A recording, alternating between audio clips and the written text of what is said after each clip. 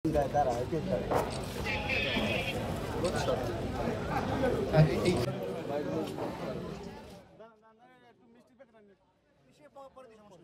সম্প্রদায় লোক আছে।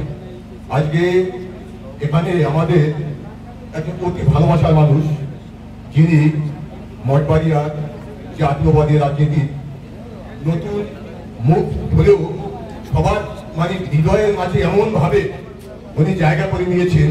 আমাদের সিন্ধু বৌদ্ধ খ্রিস্টান কল্যাণ ফ্রন্ট আপনাদের এই সহানুভূতিটুকু সবসময় আমরা মনে রাখবো।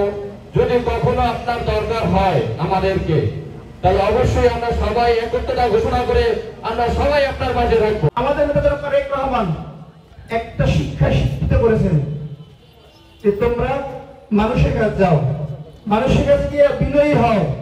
যারা তারেক রহমান কিন্তু বিনয়ী মানুষ, তার কাছ থেকে আমরা শিখেছি কিভাবে মানুষের প্রতি বিনয়ী হতে হয়। তো চেষ্টা করি বিনয়ী থাকার জন্য। এই মঠবাড়িয়া আপনার আমার সবার। কেউ বলবে না তুমি কে, না এই মঠবাড়িয়া আমাদের। যখন আমরা মুসলমান ঈদ আসে সবাই কিন্তু একটা উপহার পায়, সবাই বিভিন্ন কাপড় চোপড় দেয় উপহার হিসাবে, যে অনগ্রসর জাতি অনগ্রসর লোকজন সবাই। কিন্তু আপনাদের তো আসলে এরকম কেউ দেয় না। পূজা আসছে, সৌদিদের মনে চায় যে আমি একটা নতুন কাপড় পরে পূজা মণ্ডপে যাবো, মনে চায় না?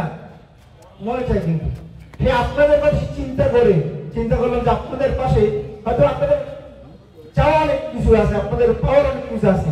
আমার হয়তো অতটুকু স্বাবলম্বী না আমি, আমার কাছে যতটুকু আমি সাহায্য চেষ্টা করছি আপনাদের খুশি রাখার জন্য।